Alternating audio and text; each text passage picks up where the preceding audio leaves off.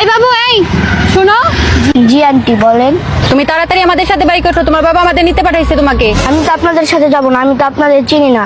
আরে বাবু, তুমি বুঝতেছো না, তোমার আম্মু অনেক অসুস্থ, তোমার বাবা হসপিটালে আছে, আমাদের পাঠাইছে তোমাকে তাড়াতাড়ি যাতে আমরা নিয়ে যেতে পারি। তুমি বাইকে ওঠো তাড়াতাড়ি। না না, আমি আপনাদের সাথে যাব না। আমার মা বাবা অপরিচিত মানুষের সাথে যেতে না বলছে। আর আমার মা যদি অসুস্থই হতো, আমার বাবা স্কুলে ফোন দিয়ে আমাকে জানাতো। তোমার কি চাই, তোমার কি খেলনা চাই, বা তুমি কি খাবা? পিৎজা বার্গার তোমাকে তাই কিনে দিব। তুমি তাড়াতাড়ি আমাদের সাথে চলো, তোমার যা চাই তাই কিনে দিব, তবু আমাদের সাথে চলো। না না, আমি আপনাদের সাথে কখনো যাব না। আমার স্কুলের টিচার অপরিচিত মানুষের সাথে যেতে না করছে। এই ছেলে, ভালোই ভালোই বলছি, তুমি তাড়াতাড়ি আমাদের সাথে উঠো বাইকে, না হলে কিন্তু তোমাকে জোর করে ধরে নিয়ে যাবো। খবরদার, আপনারা আমার কাছে আসবেন, আমি কিন্তু চিৎকার করে মানুষ জড়ো করবো। কি ব্যাপার ম্যাম, কি বুঝলেন? কিডন্যাপাররা কি পারবে আমাদের স্কুলের বাচ্চাদের কিডন্যাপ করে নিয়ে যেতে? কি ব্যাপার ম্যাম?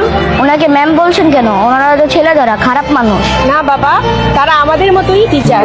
তারা দেখতে আসছে আমরা আমাদের স্কুলের বাচ্চাদের সঠিকভাবে কিডন্যাপারদের সম্পর্কে প্রশিক্ষণ দিচ্ছি কিনা।